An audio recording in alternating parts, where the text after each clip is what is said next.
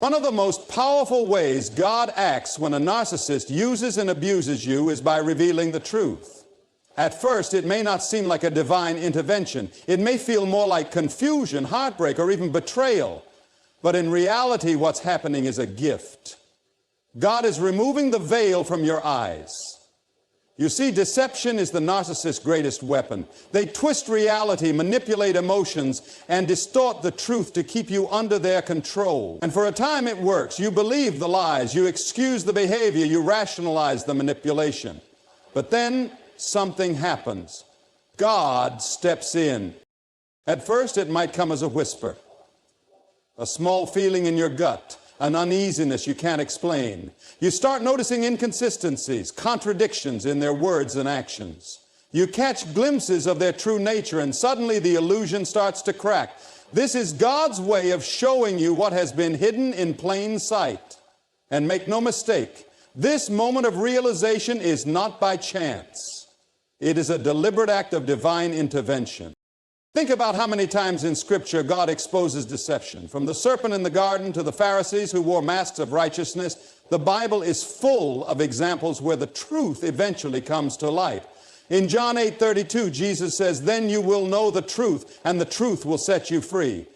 That's not just a comforting statement, it's a warning. Truth and freedom go hand in hand. But before you can be free, you must be willing to face the truth, even when it's painful.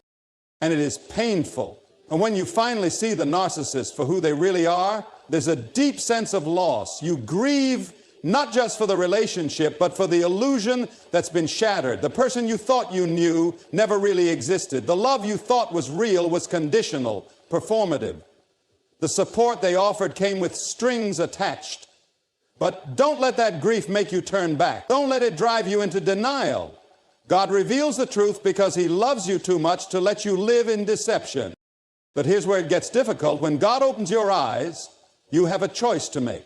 You can accept the truth or you can reject it. And this is where so many people stumble. The truth is often inconvenient. It disrupts our comfort, our plans, our desires. It forces us to confront things we'd rather ignore. And the narcissist, they count on that hesitation. They count on your unwillingness to see reality, because if you do, their control is gone. This is why so many people stay trapped in toxic cycles, despite knowing better. Because knowing the truth and acting on it are two very different things. And that's where faith comes in. Faith is not just about believing in God, it's about trusting Him enough to walk away from anything that contradicts His truth. If God is revealing something to you, if He is showing you that this person is not who they pretend to be, then you have a responsibility to listen. Now, some people will argue, but I can change them. No, you can't. Only God can change a person's heart, and even then they have to be willing. A narcissist thrives on control, and true change requires surrender. That's not a transformation most of them are willing to make. So your focus shouldn't be on fixing them. It should be on obeying the truth God has revealed to you. Think about it. Why would God show you the truth if He intended for you to stay in deception? Why would He give you clarity if He wanted you to continue in confusion? He wouldn't. God reveals the truth because He is calling you to something greater. He is calling you to freedom, to healing, to purpose. But freedom has a cost, and that cost is often discomfort. It's the pain of breaking attachments, the fear of the unknown, the challenge of rebuilding your identity outside of their influence. But temporary discomfort is a small price to pay for lasting peace. So if God is opening your eyes, don't look away. If He is showing you the truth, don't resist it. Because the truth, no matter how painful, is always better than a beautiful lie. And when you finally embrace it, when you finally step into that clarity, you will realize something powerful. This wasn't just about the narcissist. This was about you, about your strength, your worth, your ability to stand in truth, even when it costs you everything. When you go through the storm of being used and abused by a narcissist, it doesn't just leave you wounded, it leaves you questioning everything. You wonder if you're strong enough to move forward, if you'll ever heal, if you'll ever trust again. And in those moments when you feel weak, when you feel like you've lost yourself, that's precisely when God begins his greatest work. Because while the narcissist tried to break you, God is using this experience to strengthen you. It doesn't happen all at once. It happens in stages, in moments of quiet realization, and in battles you fight alone. At first, all you feel is the weight of it, the betrayal, the exhaustion, the sheer emotional drain. Narcissists have a way of making you doubt your own reality, your own instincts. They wear down your confidence little by little until you don't recognize yourself anymore. But here's the thing about God. He doesn't just restore what was taken. He rebuilds you into something stronger than before. Look at how adversity works in nature. A tree that stands against the wind grows deeper roots. A muscle that is torn in training comes back stronger. Strength is not given, it is developed. And the same is true for your spirit. Every insult, every manipulation, every time you were made to feel small, God saw it. And he didn't just watch, he allowed it to shape you, to harden your resolve, to push you toward the version of yourself that can no longer be deceived, controlled, or broken. Some people might ask, why would God allow me to go through this in the first place? Why didn't he stop it? And that's an honest question. But think about this. Some of the strongest people you know, the wisest, the most unshakable, how did they get that way? Through suffering, through trials, through experiences that could have destroyed them, but instead refined them. God is not in the business of keeping you comfortable. He is in the business of making you strong. And the way he does that is through fire. Not to consume you, but to purify you. To burn away false beliefs, to strip away dependencies on the wrong people, to forge you into something greater than you were before. That pain you feel, that's the old version of you being stripped away. The version that tolerated disrespect, the version that made excuses for mistreatment, the version that thought love was about enduring suffering rather than recognizing your worth. That version had to go. God is not just rescuing you from the narcissists. He's preparing you for what comes next. Because the truth is, you were never meant to live in bondage, not to a person, not to fear, not to self-doubt. And sometimes it takes the hardest trials to wake you up to that reality. If you never felt the weight of manipulation, you might not have learned to discern truth. If you were never betrayed, you might not have learned the importance of guarding your heart. If you were never broken, you might not have discovered your own strength. This is why Scripture constantly reminds us that trials are not just obstacles, they are opportunities. James 1:4 says, "Consider it pure joy, my brothers and sisters, whenever you face trials of many kinds, because you know that the testing of your faith produces perseverance. Let perseverance finish its work, so that you may be mature and complete, not lacking anything." Did you catch that? Not lacking anything. That means every hardship, every struggle, every tear shed over someone who never truly valued you. It's all part of the process. A process designed to make you whole, to make you complete, to ensure that nothing and no one can shake you again. But here's where the real challenge comes in. Strength is not just about surviving, it's about transforming. It's about taking what was meant to harm you and using it as fuel to become unstoppable. And that requires a decision. You can let this experience make you bitter, or you can let it make you better. You can see yourself as a victim, or you can see yourself as someone who overcame. The choice is yours.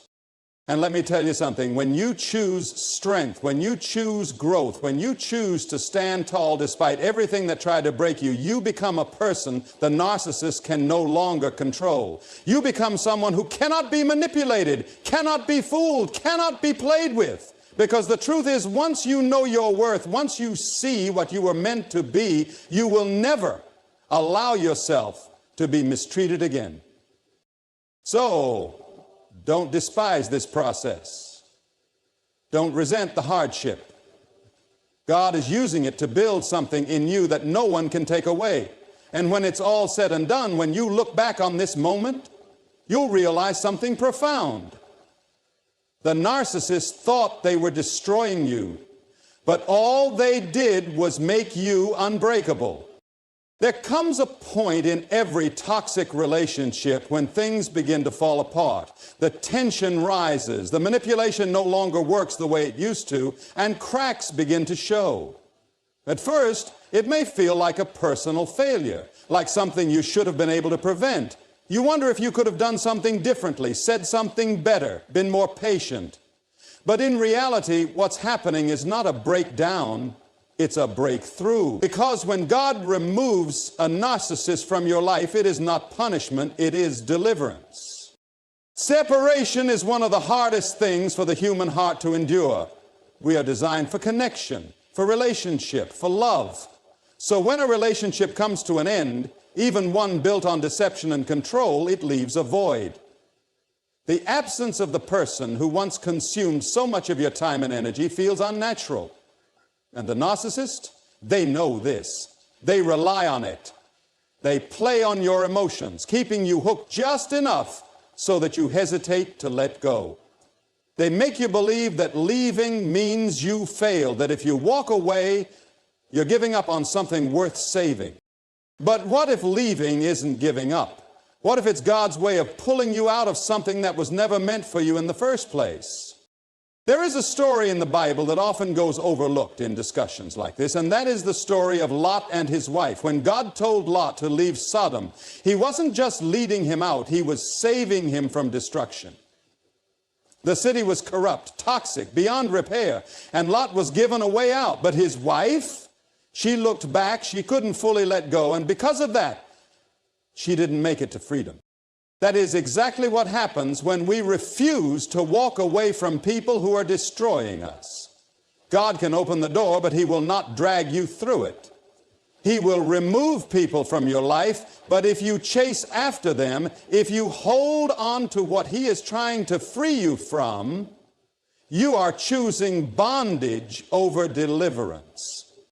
Now, sometimes the narcissist leaves first. They discard you when they sense you're no longer useful to them. And when that happens, it can feel like rejection. But I want you to shift your perspective. What if their leaving wasn't rejection at all? What if it was God removing them for you because He knew you wouldn't do it yourself? Sometimes divine intervention looks like doors slamming shut. Sometimes God doesn't just call you to walk away. He makes it impossible for you to stay. And yes, it hurts. But here's what you need to understand. The pain of separation is temporary. The pain of staying in a toxic situation is permanent. God does not just remove people from your life arbitrarily. He does it to protect you, to realign you, to free you for something greater. And yet, so many of us fight to hold on to what is actually harming us. We pray for God to bless us, but we cling to relationships that keep us broken. We ask Him for peace, but we stay in chaos. We beg for strength, but we return to what weakens us. At some point, you have to recognize that if God is removing someone from your life, there is a reason. And no amount of pleading, no amount of nostalgia, no amount of what-if thinking is going to turn them into someone they were never meant to be. That is where faith comes in. Faith is trusting that even when you don't understand why something is happening, God sees the bigger picture. Faith is walking away even when it feels like you have no idea what comes next. Faith is believing that a closed door is not the end of your story. It is the beginning of something better. And that's exactly what happens when you let go. Because here's the truth. You cannot receive what God has for you while your hands are still full of what He told you to release. There is no room for healing when you are still clinging to what broke you. There is no room for growth when you are still standing in the same toxic environment. You may not see it now, but one day you will look back and realize that losing them was not a loss at all. It was a gain of clarity, a gain of strength, a gain of freedom, and most importantly, a gain of the life you were meant to live, unshackled from the weight of someone who was never meant to go with you into your future. So don't fight what God is trying to free you from. Don't resist the separation that is leading you to restoration. Because when God removes a narcissist from your life, He is not just taking something away. He is making room for something far greater. When a narcissist uses and abuses you, one of the most destructive things they take from you is your sense of self. They condition you to doubt your instincts, to second-guess your worth, to feel like your needs don't matter. They manipulate you into believing that love is about endurance rather than mutual respect. And over time, without even realizing it, you become a shadow of who you once were. But here's the truth. God never intended for you to live that way. He never designed you to be someone else's emotional servant, to shrink yourself to make another person feel powerful. That's why when you're trapped in a toxic relationship, one of the most important ways God acts is by teaching you self-worth and boundaries. At first, it doesn't feel like a lesson. It feels like devastation. When a narcissist finally discards you, or when you find the strength to walk away, what's left is a deep void. You might feel empty, like a part of you is missing. And in some ways that's true. But what's missing isn't actually a part of you. It's the part of them that was living inside your mind. The part of you that was conditioned to seek their approval, to walk on eggshells, to define yourself by their opinion. And once they're gone, that space doesn't stay empty. God begins to fill it with something far greater, the truth about who you are and what you deserve.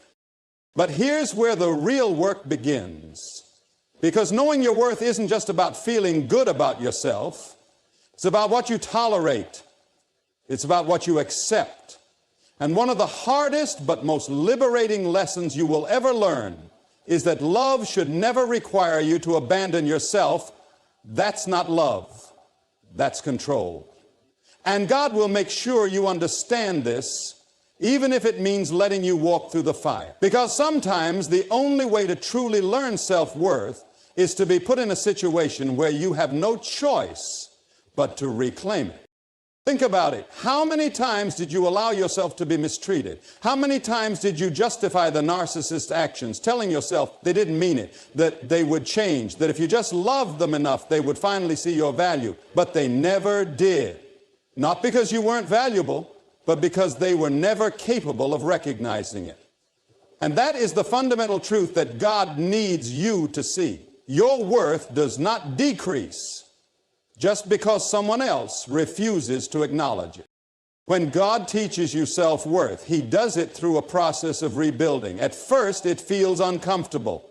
Setting boundaries, saying no, standing firm in your convictions. These are all things the narcissist trained you to avoid. Because the more you compromised yourself, the more power they had. But now, God is showing you that boundaries are not walls that keep love out. They are the gates that protect it. Boundaries are the difference between a life of peace and a life of chaos. And yet, this is where so many people struggle. Because when you first start setting boundaries, it feels unnatural. You've been conditioned to believe that self-sacrifice is a virtue, that making others happy is your responsibility, that prioritizing yourself is selfish. But I want you to understand something. There is nothing selfish about refusing to be mistreated. There is nothing unkind about expecting respect. There is nothing unloving about walking away from someone who refuses to value you. In fact, the greatest act of love you can give to yourself and to others is to demonstrate what real love looks like. And real love does not demand that you destroy yourself to keep someone else comfortable. Look at how Jesus conducted himself. He was compassionate, forgiving, patient, but he was not a doormat. He set boundaries. He walked away from those who refused to hear the truth. He did not beg for acceptance, nor did he tolerate manipulation. And yet, he was the embodiment of love itself. If Christ, in all his perfection, understood the importance of self-worth and boundaries, then why do we struggle to do the same? Because fear gets in the way. Fear of rejection, fear of loneliness, fear that if we stand up for ourselves, we will lose the people we love. But let me tell you something. The people who truly love you will never require you to betray yourself in order to keep them in your life. And the ones who do, they were never meant to stay. So when God teaches you self-worth, He isn't just giving you a feel-good message. He is equipping you for the future. Because once you understand your worth, you will never again allow yourself to be in the presence of those who seek to diminish it. Once you learn to set boundaries, you will never again find yourself trapped in the cycle of abuse and manipulation. And that is the real victory. Not just surviving what the narcissist put you through, but becoming a person who will never go through it again. Because when you finally understand your worth, when you finally embrace the strength that God has been building within you, you will walk differently. You will speak differently. You will choose differently. And the people who once had power over you, they will have no power at all. So don't resist the lesson. Don't fight the discomfort of growth. Because God is not just trying to heal you, He is trying to transform you. And once you see yourself the way He sees you, once you understand that you were never meant to be used, abused, or diminished, you will realize something profound. The moment you stop accepting less is the moment you step into the life God always intended for you to have. One of the most difficult things to accept after enduring the abuse of a narcissist is the idea that something good could come from it. At first, all you see is the wreckage, the broken trust, the emotional exhaustion, the deep wounds that seem impossible to heal. You wonder why it happened, why you had to go through so much pain, why God allowed it in the first place. But what if I told you that God doesn't just restore what was lost? He uses it to shape something even greater, because that's how He works. He doesn't just bring you back to where you were before the storm. He takes you beyond it. You see, God never wastes pain. Not a single tear, not a single moment of suffering, not a single dark night of the soul is without purpose. What the enemy meant for evil, God can use for good. And this is where everything begins to change. Because when you realize that your pain has a purpose, you stop seeing yourself as a victim. You stop defining yourself by what was done to you. You stop living in the past, rehearsing the betrayal, carrying the weight of resentment. Instead, you start looking at your pain through a new lens, not as something that broke you, but as something that prepared you. And that's where the transformation begins. Because once you stop seeing yourself as the person who was hurt and start seeing yourself as the person who overcame, everything shifts. You no longer walk with the same insecurity. You no longer tolerate the same treatment. You no longer attract the same toxic cycles. Why? Because you have been refined. And refinement is not easy. It requires fire. It requires pressure. It requires endurance. But when you come out on the other side, you are stronger, wiser, unshakable. Look at Joseph in the Bible. He was betrayed, abandoned, thrown into prison, things that on the surface seem cruel and unfair. But God was not just allowing suffering, He was preparing Joseph for his destiny. And when the time was right, Joseph wasn't just restored to his former position. He was elevated far beyond it. His suffering had positioned him for something greater than he could have ever imagined. And the same is true for you. This experience, what you went through, was never about breaking you. It was about molding you. It was about sharpening your discernment, strengthening your resilience, and preparing you for a future that the narcissist was never meant to be a part of. Because God's plan for your life was never to leave you in bondage. His plan was to use everything you endured as a foundation for something greater. But here's the part that many people miss. You have to participate in that transformation. God can open doors, but you have to walk through them. He can lay out a new path, but you have to choose to leave the old one behind. That means letting go, not just of the narcissist, but of the mindset that kept you tied to them. That means releasing bitterness, refusing to let anger define you, and choosing to move forward instead of constantly looking back. And I know that's not easy. It's hard to forgive. It's hard to trust again. Hard to believe that something better is coming when all you've known is betrayal and disappointment. But faith is not about seeing. It's about believing before the evidence is there. It's about stepping forward even when you don't have all the answers. God is not just in the business of healing. He is in the business of transformation.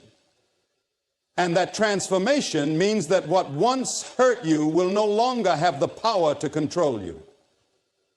It means that one day you will look back on this chapter of your life and see it not as the moment you were destroyed, but as the moment you were set free. Because here's the truth. You are not who you were when this all began. You are wiser, you are stronger, you are more aware of what real love looks like, what real peace feels like, what real freedom means. The narcissist did not win. They may have hurt you, they may have used you, they may have tried to break you, but they failed because you are still here and not just surviving, but rising. So don't despise your past. Don't dwell on the pain. Don't let it define you. Instead, recognize that what was meant to harm you has only made you into someone who can never be deceived, never be manipulated, never be controlled again. God did not allow this to happen to destroy you. He allowed it to prepare you. And now the choice is yours. Will you stay in the past, clinging to the pain? Or will you step into the future, walking in the strength, the wisdom, and the purpose that God has been building in you all along? There comes a moment after the storm has passed when you begin to see things clearly. The fog lifts, the confusion fades, and you finally understand what was happening all along. The manipulation, the gaslighting, the emotional games. It all becomes so obvious once you're no longer under their control. But the real question is, what do you do with that clarity? Because the truth is, God didn't bring you through this just so you could survive it. He brought you through so you could help others escape the very thing He freed you from. When you've been used and abused by a narcissist, it's easy to want to retreat, to close yourself off, to build walls so high that no one can ever hurt you again. And for a time, that's natural.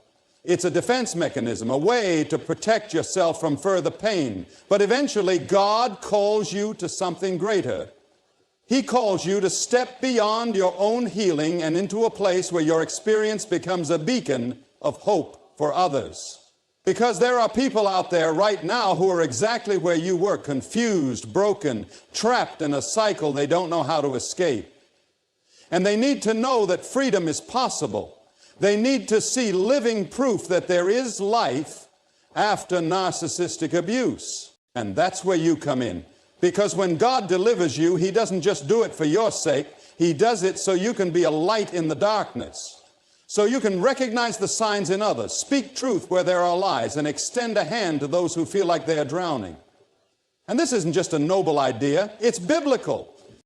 Look at Peter. He was a man who knew failure. He denied Jesus 3 times, turned his back in the moment when his loyalty was tested. And yet after his restoration, Jesus didn't just forgive him, He commissioned him. He said, when you have turned back, strengthen your brothers. Luke 22:32. Not if you turn back, but when. And He didn't want Peter to just move on. He wanted Peter to take what he learned and use it to strengthen others. That's what God calls you to do. He doesn't want you to just move on from what you endured. He wants you to use it to strengthen others, to help them see the truth before they fall into the same traps, to be the voice that tells them they are not crazy, they are not worthless, they are not beyond saving. You may not think you have anything to offer, but sometimes the most powerful thing you can say to someone is, I understand. I've been there. And you can get through this. And maybe that's hard to imagine right now. Maybe you're still in the process of healing, still trying to piece together your identity after everything was stripped away. That's okay. Healing is not instant, it's a journey, one step at a time. But even as you heal, you can begin to plant seeds. Maybe it's in a conversation with a friend who's in an unhealthy relationship.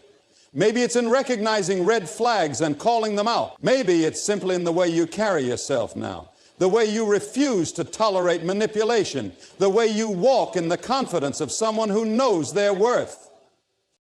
Because people notice, they see the difference in you. They see the way you no longer react to emotional bait, the way you hold your head higher, the way you walk away from situations that once would have kept you trapped.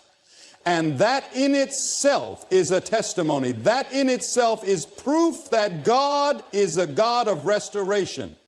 But beyond that, there is something else you must remember. Your victory over this is not just about avoiding the wrong people. It's about preparing you for the right ones. Because the world is full of broken people, but it is also full of people who love with honesty, with integrity, with true kindness. And when you heal, you make space for those people. You begin to attract what aligns with your new sense of self-worth. So don't let your past make you bitter. Don't let it turn you into someone who no longer believes in love, in goodness, in genuine connection. That's exactly what the narcissist wanted, to steal your ability to trust, to love, to open your heart again. But they don't get to have that power over you. You get to decide what happens next. Because here's the truth. What happened to you was not fair, it was not right, but it does not define you, and it will not destroy you. In fact, it has already done the opposite. It has made you stronger, wiser, more discerning. It has opened your eyes in a way that nothing else could. And now, because of that, you have the power to help others see as well. So step forward, walk in the truth, speak with authority, and never forget, what the enemy meant for harm, God is using for good. Your past does not disqualify you, it prepares you. And when you embrace that truth, you will not only find healing, you will become the very light that helps others find it too.